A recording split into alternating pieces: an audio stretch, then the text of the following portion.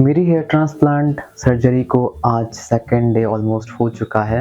मैंने just video बनाने के पहले डिनर किया है और 15-20 मिनट बाद मैं अपनी दवाइयाँ ले लूँगा। मैं कल ज़्यादा आप लोगों से बात नहीं कर पाया आफ्टर सर्जरी क्योंकि मैं थका हुआ था, मुझमें ज़्यादा एनर्जी नहीं थी। आप समझ सकते हैं कि सर्जरी के बाद how a person can feel. मैं मेरे दिमाग में सिर्फ इतना ही चल रहा था कि मैं अपना डिनर करूं और उसके बाद में मैं चैन से सो जाऊं। हालांकि मेरे को नींद आने में दिक्कत हुई क्योंकि मेरे एक sort of a family friend है, मेरे भैया ही मान लीजिए, उन्होंने मुझे ये बताया था कि जब मेरी कल उनसे बात हुई थी तो ये मुझे बताया था कि जब उनका हेयर ट्रांसप्लांट हुआ था तो जब वो सोए थे तो उनसे थोड़ी लापरवाही हो गई, जिसमें क्या हुआ कि उन्होंने करवट बदल ली और ग्राफ्ट उस पर कुछ इम्पैक्ट पड़ गया, कुछ छेड़छाड़ हो गई ग्राफ्ट से। तो वहाँ से एक ग्राफ्ट बाहर आ गया जिससे ब्लड बाहर बहने लगा। तो उनका एक ऐसा एक्सपीरियंस रहा है, तो उन्होंने कहा कि तू रिक्लाइनर पे सो जाना और कभी सोएगा तो बेड पे बहुत ध्यान से सोना, मूवमेंट मत करना, मुझ जैसा मत करना और टेक रेस्ट जितना हो सके।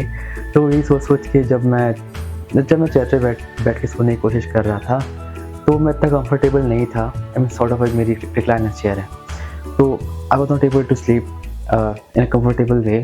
तो आधे पौन घंटे बाद में मैंने अपने बेड पे सोने की कोशिश की और वापस ये सोच रहा था कि मैं हिलूँ ना, सबकॉन्शियस माइंड में यही चल रहा था। तो ऐसे ही मैं सोचते-सोचते मुझे नींद आ गई। जब मैं सोया था तो मुझे पीछे पिलो पे फ़ील नहीं हो रहा था कि मुझे कुछ सेंसेशन हो रहा है, कुछ टच हो रहा है। वो भी एक नया एक्सपीरियंस था क्योंकि पीछे एनेस्थीसिया है और आप टच करते हो तो आपको पता भी नहीं चलता। कुछ मतलब ना पेन ना सेंसेशन कुछ फ़ील नहीं होते, बस लगता है कि कुछ प्रेशर है। तो मैं 2 ढाई बजे रात के सो गया और मैं सुबह सॉर्ट ऑफ 8 बजे उठा। तो फिर भी मुझे लगा कि नहीं, मुझे और रेस्ट लेना चाहिए क्योंकि सर्जरी के दिन मैं 4 बजे सोया था, तो मेरी नींद पूरी नहीं हुई थी। तो मैंने अच्छे से नींद ली टिल 10 ओ क्लॉक। मैंने अपना ब्रेकफ़ास्ट भी कर लिया था 10 बजे और उसके 15-20 मिनट बाद अपनी दवाइयाँ ले ली और जो खाली पेट की दवाई थी मैंने वो भी ले ली। मैं आपको अपनी दवाइयों के बारे में बताना चाहूँगा। क्लिनिक ने बहुत अच्छी चीज़ की, जो उनका डिस्पेंसरी है, उन्होंने हर दवाई में ये लिख दिया है कि कौन-सी दवाई मुझे कब खानी है और मार्कर से लिखा है। तो ऐसा अगर आप बाहर से दवाई लेते हैं तो वैसा वो लिख के नहीं देते हैं।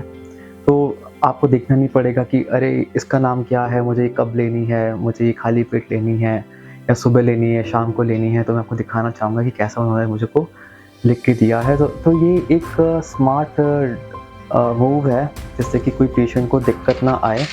इवन उन्होंने जो मुझे सलाइन बॉटल दी है उसमें भी लिखा हुआ है कि 30 ml में भर के मुझे स्प्रे करना है और मैं रात भर कल 20-20 मिनट में स्प्रे करता रहा। इसके लिए डॉक्टर ने मुझे कहा कि इतना भी लोड नहीं लेना था, तब जब ड्राइनेस लगे तब आप स्प्रे कर सकते हो।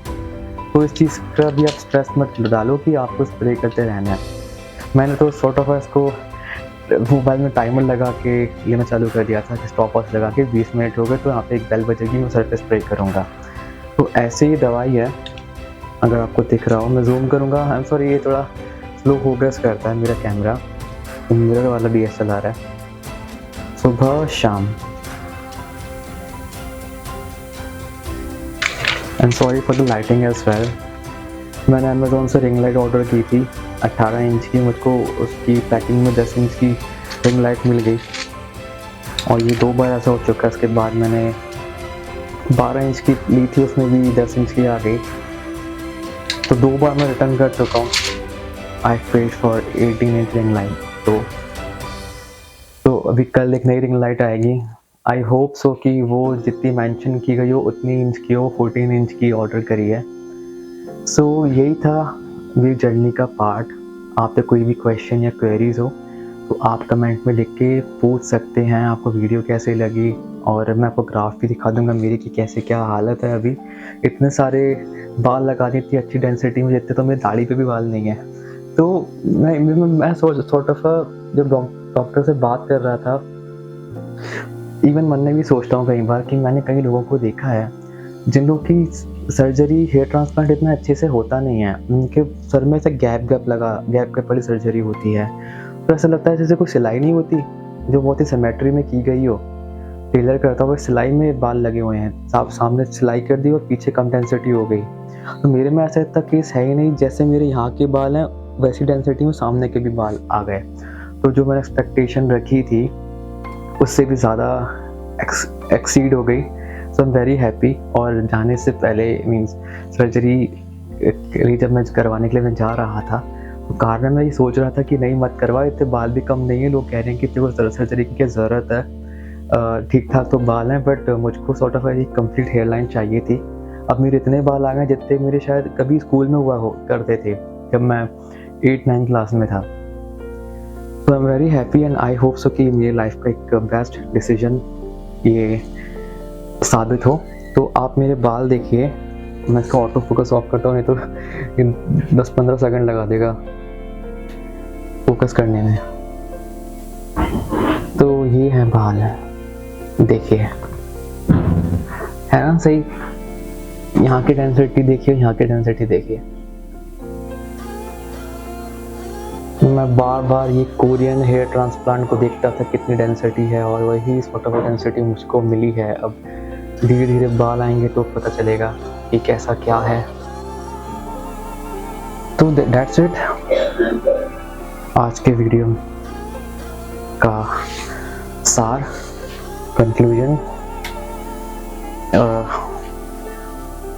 आई होप सो आपने वीडियो को लाइक कर दिया होगा, चैनल को सब्सक्राइब नहीं किया तो प्लीज़ कर दो, क्योंकि अगर आप मुझसे जुड़ोगे और अपनी क्वेरीज कुछ लिखोगे, वीडियो को लाइक करोगे, तो मुझे मोटिवेशन मिलेगा कि मैं ऐसी और वीडियोस बनाऊं और आपको मैं गाइड कर सकूं। क्योंकि मैंने आपको बताया था कि उन्हीं से हेयर ट्रांसप्लांट करवाना है जो हाईली स्किल्ड हो। किसी वो अलग ही वीडियो है कि आजकल बहुत लोग हेयर ट्रांसप्लांट करने को आ गए हैं जिनकी ये लाइन भी नहीं है, जो अपार्ट फ्रॉम डर्मेटोलॉजिस्ट आ गए हैं।